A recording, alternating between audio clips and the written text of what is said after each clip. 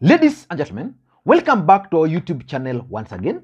In this particular video, I want us to look at Maina Njega's latest moves in the mountain, which is causing serious panic in Kenya Kwanza. As a matter of fact, Rigathi, Gachagua and William Ruto are terrified of Maina Njega's latest moves in the mountain. What is his game plan? What is his objectives? What is he planning to achieve by his latest activities? Because last week, Maina Njega led Mount Kenya youths in singing unity songs.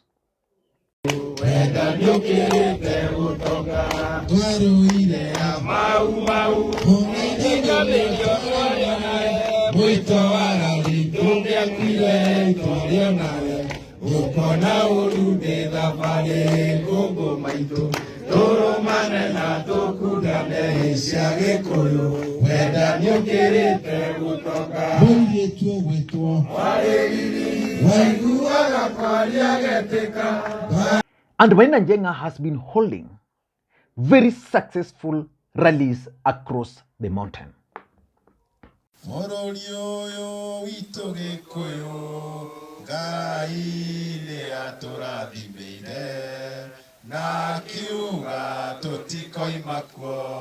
Wakati wa uchaguzi umeisha. Wakati wa siasa umeisha. Sasa tunataka kutafuta umoja wa nchi. Umoja wa nchi. Mmejua tumekuwa na maandamano mbalimbali na watu ambao wanapinga maandamano. Baba pande hii, Mheshimiwa Ruto pande hii, na wengine pande hii. Tunasema siku ya leo ni kuongea maneno ya amani, amani, amani, amani.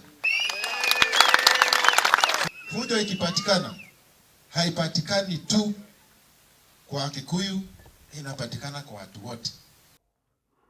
On this particular day, Maina Njega was actually headed to Meru, and he saw some women walking along the road, and he stopped by to say hi to them. But listen carefully to what the woman who is driving Maina Njega is telling the women. Chairman. Eto, ejani ndenge. Ndenge. Kaka. Mami, wapi ya?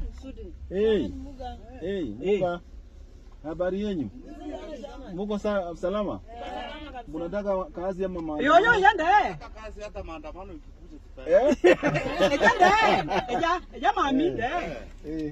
Shosho. Daga atre. Nini chai na kunywa hapo manini?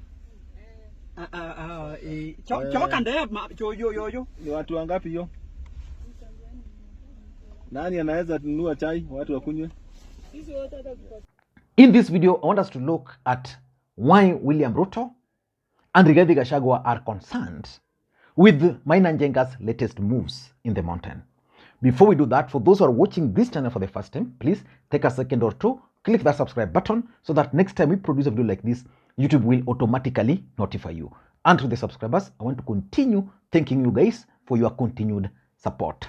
Because without that support, this channel cannot be where it is now. Let us go straight to the point. Why do you think Kenya Kwanza, William Ruto, and particularly Rigathi Gachagua is worried about Maina Njega's latest moves? Because immediately Maina Njega started these moves, you saw Rigathi Gachagua convening a meeting with Mount Kenya leaders, all of them. And you also saw him now engaging in a kind of trying to fight alcohol in the mountain.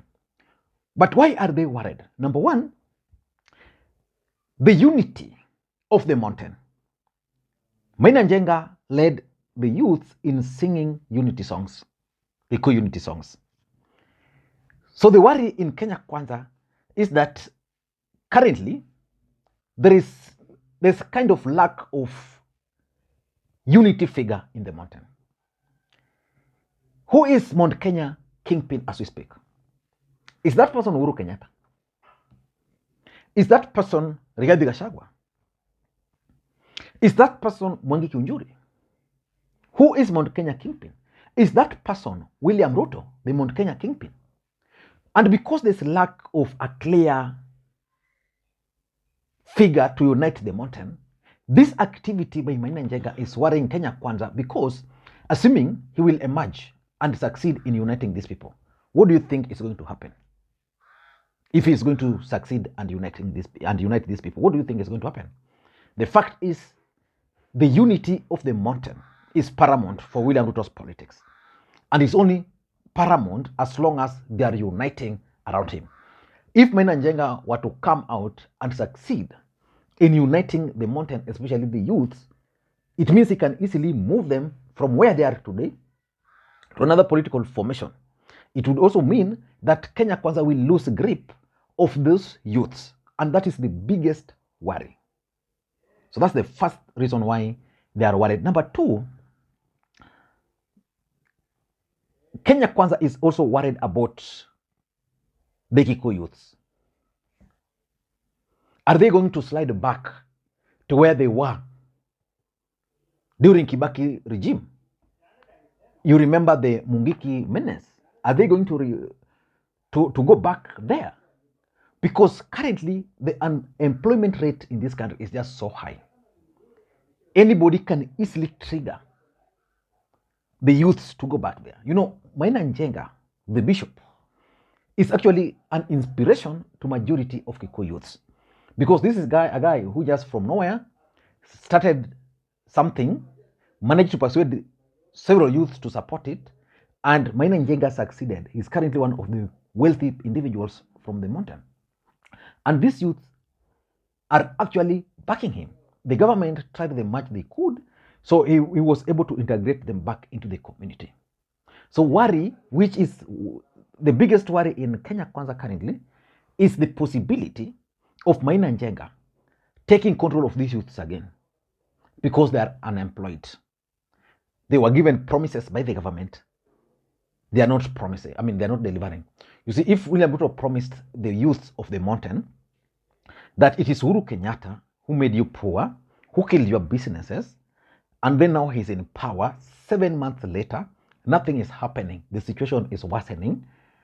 Nothing which was promised has been delivered. It means these youths can now view Maina Njega as someone with a practical solution to their problems. So they can easily rally behind Maina Njega. And that is the biggest problem in Kenya Kwanza, which will lead to the other worry, which is my number 3, Raila Odinga's factor and Azimio rallies. You know, there has been serious attempts by Kenya Kwanza to portray Azimio rallies as tribal.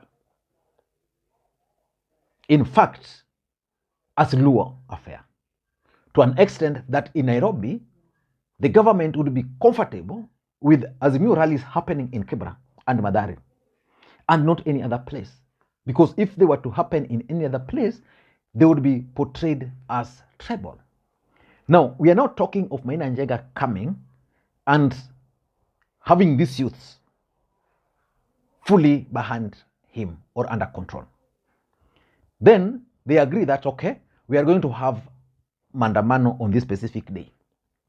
Then Maina Njega decides to order his youths to go to the Mandamanos. Nothing will stop them. Rigathi Gachagua cannot stop them. And that is the biggest worry, that these youths Maina Njega is currently trying to revive. His political activities might lead to them joining Azimio rallies. If they were to join Azimio rallies and demos, then the demos will be successful in the mountain. That is something which Ruto, Rigathi Gachagua, and any sane person in government would not want to happen. And I'm sure currently they are monitoring the activities of this man very, very closely, because if they don't do it, I can assure you, if they don't do it, then they are going to be in trouble. Raila Odinga will call under Mandamano, which has been called. Then Maina Njega and the group will join. If they join, you'll expect serious demonstrations in the mountain. So I know they'll try and do everything possible to ensure that Maina Njega's activities are either confined or he's not made to join Raila Odinga. And number 4, Their fourth worries by these Maina Njenga's activities is revolution against Kenya Kwanza, especially in the mountain. There is something which is happening in the mountain, and indeed not only in the mountain, in the country. There are people who really voted for William Ruto because William Ruto was able to sell to them a product. They've been waiting for that product to arrive. That product is yet to arrive to their destination. So these people are currently tired against Kenya Kwanza. So which means they can easily rebel. So what they are waiting for is just a small trigger. Maina Njega is known as a man who has in the past led a revolution in the mountain. You remember when Maina Njenga's wife died, how the police went there on the burial day. You know, they surrounded the home. Maina Njega was not moved. In fact, he just walked with them, almost 200 police, and he was just in the middle of them. No, that is the man we are talking about here. In the mountain, someone will have to engineer a revolution against UDA, a revolution against Kenya Kwanza. That is the biggest fear, that Maina Njega can do it. And lastly, perceptional politics. You know, I've always said on this platform severally that politics is a perceptional game. How is it perceived? Let me just use Maina Njega as a case study. Maina Njega has never succeeded in persuading his supporters to vote in real sense for Raila Odinga.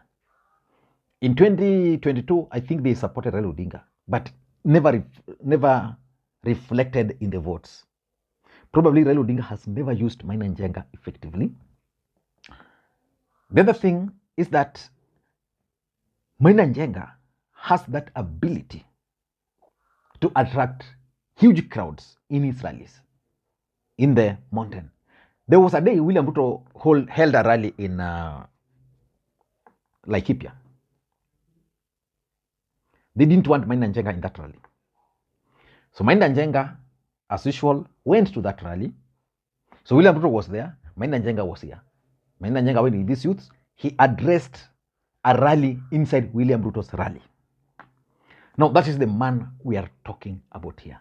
So by him coming into political scene, if Kenya Kwanza will not be able to grab him, then it's likely to join Azimio, because it's been trying to be in the middle. And of course, Maina Njega is a man who is not known to be in the middle. Probably he's just trying to make a comeback. He's trying to appear to be in the middle, which means if he were to join Azimio, he will add what I normally describe as perceptional value to Raila Odinga, as much as he might not add the numbers. But if you have Maina Njega supporting you and you want to go to Muranga for a political rally and Maina Njega is present, rest assured, no youth would dare go disrupt that rally. If you have Maina Njega in with you, like if Maina Njega were to join Raila Odinga for a rally in Nyeri, nothing and nobody can dare face Maina Njega. So it will add that perceptional value, and this is something which Kenya Kwanza would not want to happen. I don't know what you think. That's my take. Thank you guys, and may you have a good day. Bye-bye.